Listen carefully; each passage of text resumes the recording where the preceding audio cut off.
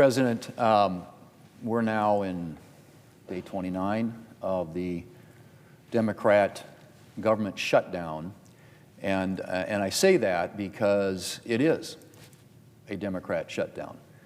Now, the Democrats are out there publicly saying, well, this is the Republicans who are responsible for shutting down the government, notwithstanding the fact that the House of Representatives has passed a bill sitting right here that with 5 more Democrats we could pick up and pass, put on the President's desk, he would sign it into law, and the government would reopen. Those are the simple facts. Those are indisputable facts. Now, what it suggests to me, however, when they say that it's the Republicans' fault or somehow the Republicans are responsible for shutting the government down, it really defies facts. It defies history. It defies reality. Because as everybody who's been around here knows, we have now voted 13 times. 13 times on that bill sitting at the desk that would open up the government, put everybody back to work, and all the pain that is being caused by the American people would go away. 13 times we've had that vote. Now, interestingly enough, that matches the number of times the Democrats passed a clean CR when they had the majority. The last 4 years under President Biden, 13 different occasions, they voted for a clean continuing resolution to fund the government. And at the time, they talked about how terrible it is that the government should be taken hostage and you have a dispute over other issues. You got tons of statements. I mean, I could spend all day just repeating the statements that Democrats made over and over and over again about the importance of funding the government and not taking it hostage to discuss other issues. The record is replete with statements like that coming out of the Democrats. So 13 times they have voted against funding the government right here. 13 times while they were in the majority, they voted for a clean continuing resolution. Now explain that logic to the American people, who are the ones that are experiencing the pain and the consequence of their shutdown. I think the American people understand what's going on here. We consistently see that, and so much so that you even have the organizations, the unions around the country have come out now. You got the American Federation of Government Employees, you got the Teamsters, you got at least part of the Air Traffic Controllers Union, all have endorsed a clean funding resolution. That to me suggests that the American people, it is resonating with them about who's responsible for this government shutdown.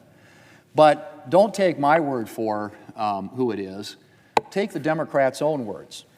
If you look at what's been said by some of the Democrat leadership here, just in the last few days since the government actually shut down, that, of course, is the Democrat leader, Senator Schumer, who said every day gets better for us, commenting about the government shutdown. And my simple observation is, better for who? For you? Because you think you're winning politically? What about the air traffic controllers? What about the TSA agents? What about the American troops? What about our Border Patrol agents? What about the people who work in this building? What about the 40 million Americans that are going to not get SNAP benefits starting on Saturday if the government doesn't open up?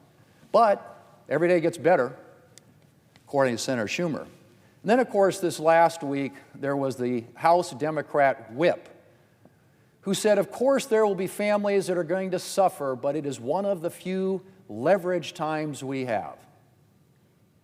Of course, there are families that are going to suffer. Yeah, true.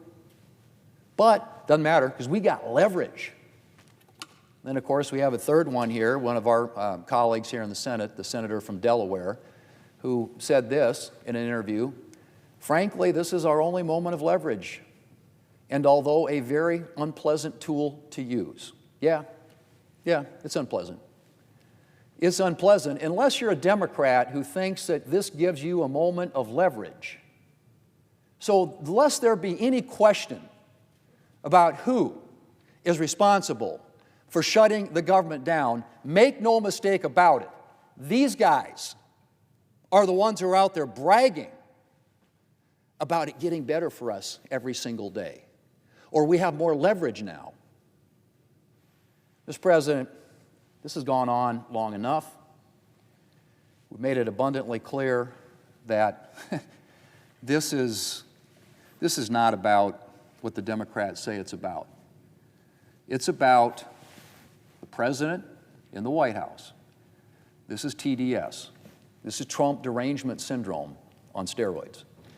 And they are asking the American people to pay the price for that. 13 times when Biden was president, they had no issues with funding the federal government with a clean CR. Now we bring a clean, nonpartisan CR, no partisan riders, no policies, Republican policies attached, just funds the government. Comes over from the House a month ago now. We put it here just asking a handful of Democrats to join us because, as we know, it takes 60 in the Senate. And I think most people understand that. I mean, they're trying to ignore the fact now that the Republicans have control of Washington. They have the House, the Senate, and the White House. Anybody who follows this knows that in the United States Senate, the rules, the procedures in the Senate by which we operate and are governed require a 60-vote threshold. So it takes more than 51, meaning, since we have 53 Republicans, it's going to take a handful of Democrats. Well, we've been able to generate 55 votes consistently now, 13 different times, for funding the government, opening up the government, but we need 5 more. So the question is, are there 5 people over there with a backbone, 5 courageous Democrats, 5 Democrats who don't buy this, who don't believe that they ought to be using the American people as leverage, to try and win a political battle? Are there 5 Democrats over there who believe that we ought to do what's in the best interest of the American people, the best interests of the air traffic controllers and the TSA agents, and the men and women in uniform, and the SNAP recipients that starting on Saturday are going to go without food assistance? This is not a game. You're playing with real people's lives. Now, in the Washington world, in the political world, they may think that they are winning this debate because it gives them leverage. But in the real world, where real people live, people are hurting. People here aren't getting paid. Federal workers aren't getting paid. As of Friday, last paycheck. Air traffic controllers, paychecks started going away yesterday. So, I'm still hopeful. I remain hopeful that there are enough sane Democrats who are not so afflicted with Trump derangement syndrome, because that is what this is about, fundamentally. Nothing more, nothing less, nothing else. This is about Trump derangement syndrome. And it has broken out over here in a way unlike anything I've seen in my time here. Disagree with the president, that's fine. Come down here, make statements, cast votes. Don't take the American people hostage and make them pay the price because you think that every day this is getting better for us. Now, Mr. President, the Democrat leader was on the floor yesterday morning claiming that once again Republicans don't want to talk about fixing health care. And let me just say, Mr. President, for the 1,282nd time, that Republicans are more than happy to have a discussion about health care. We should have a discussion about health care because Democrats' signature health care law has done exactly nothing to address the problem of rising health care costs. We were promised, of course, that it would. We were, in fact, promised that Democrats' signature law would fix our entire health care system. This is a quote. An historic bill that will finally reform our broken health care system and help millions of families and small businesses get the coverage they need at a price they can afford, end quote. That from the senior Democrat senator from Washington, speaking of Obamacare back in 2009. Or to quote President Obama himself, This law will cut costs and make coverage more affordable for families and small businesses, end quote. Cut costs and make coverage more affordable for families and small businesses. Except, of course, it didn't. And what has been very striking about the last few weeks is the Democrats are at least now admitting that. Oh yeah, they're saying it, they're not saying it straight out, but every time they talk about Americans facing a health care crisis, they are admitting that their signature health care law failed, that it did not address the problem of high health care costs, that it did not make health care more affordable for hardworking Americans. Now, Mr. President, I could go down the list of Obamacare's broken promises. If you like your health insurance, you can keep it. Not true.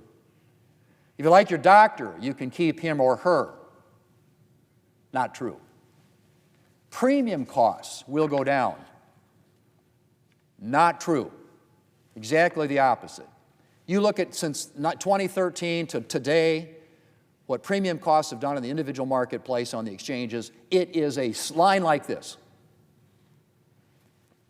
Suffice it to say, as Democrats are now implicitly admitting that Obamacare massively failed in its aims, Democrats, of course, now want to put a Band-Aid on a gaping wound by extending the Biden COVID bonuses. But of course, extending those credits will do nothing to fix the underlying problem, which is that health care costs will continue to spiral under Obamacare.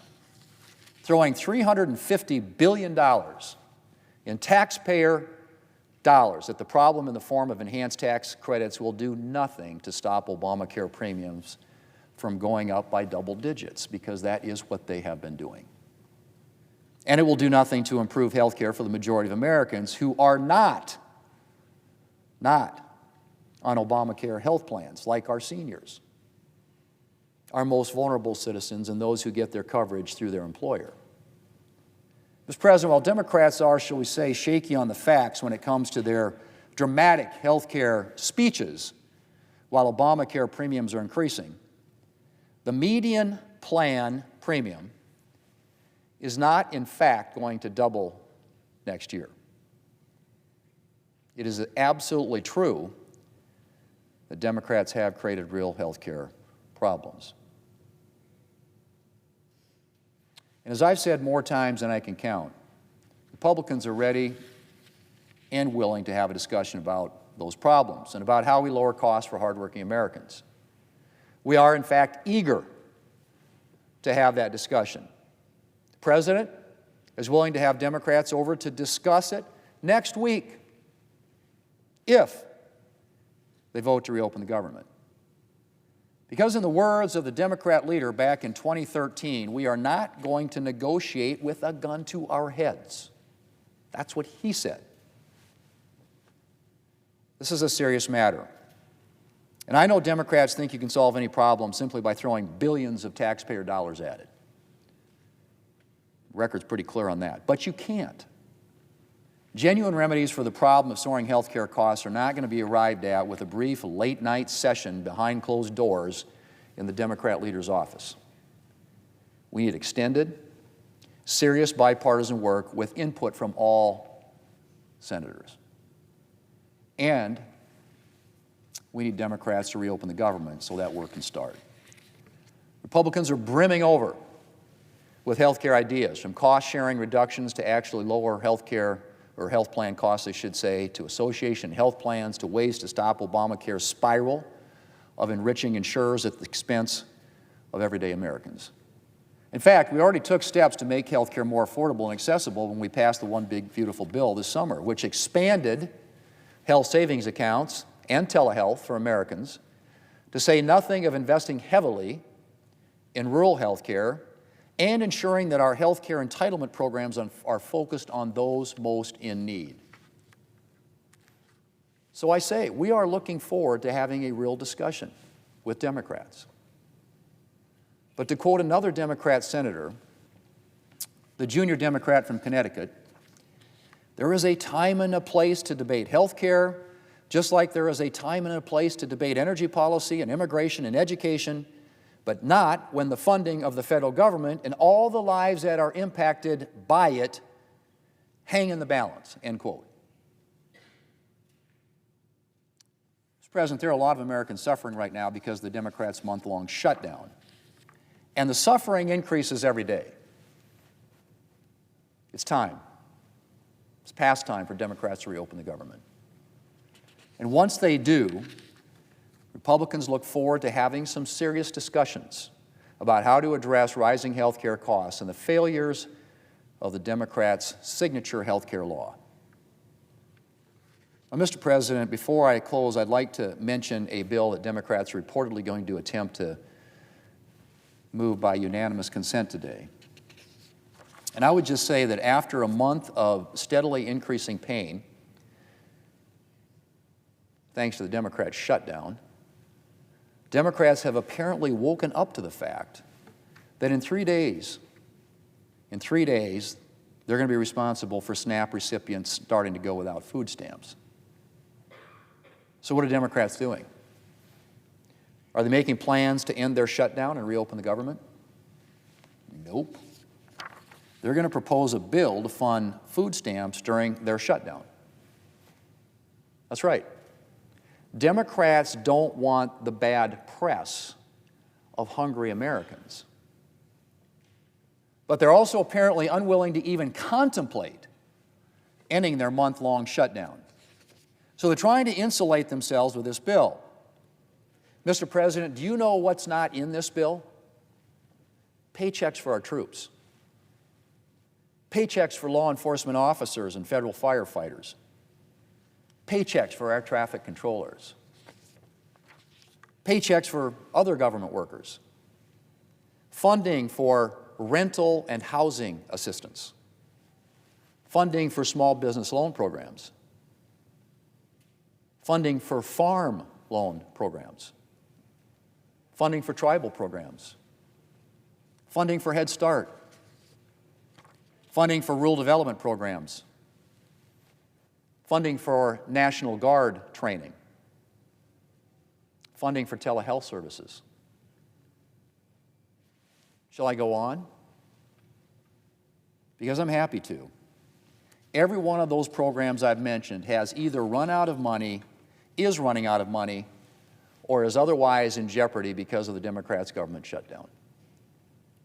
And the Democrats' bill would do nothing to support even one of those programs. Thanks to Democrats, federal workers are lining up at food banks. The Democrats' bill is certainly not going to help them as they struggle to pay the rent, or the electric bill, or make their car payment. Mr. President, enough is enough. This bill is a cynical attempt to provide political cover for Democrats to allow them to carry on their government shutdown even longer. And we're not going to let them pick winners and losers. It's time to fund everybody. And the bill sitting at the desk right there does that. We just need 5 brave Democrats. If Democrats really want to fund SNAP and WIC, we have a bill for them. A clean, nonpartisan CR to fund SNAP, WIC, and the entire federal government. Or we could pass the agricultural appropriations bill the Democrats have been resisting behind closed doors. That would fund SNAP, WIC, and our farm and conservation programs, not to mention ensuring salaries for the people who inspect our food and support our farmers. I'm happy to bring that up right now. Mr. President, Democrats have spent a month now, playing with people's livelihoods because the far left wing of their party won't let them accept a clean, nonpartisan CR. Enough is enough. We're not giving Democrats political cover. If they want to prevent damage from their shutdown, then they can end their shutdown. The bill's right there at the desk. And I will call a vote the minute Democrats tell me they have enough votes to fund the government. Ball's really in their court, Mr. President. Is this what you want the American people to think? That you're willing to give them enormous amounts of pain and adverse consequence so that you can gain leverage, political leverage. It's time to end it, Mr. President.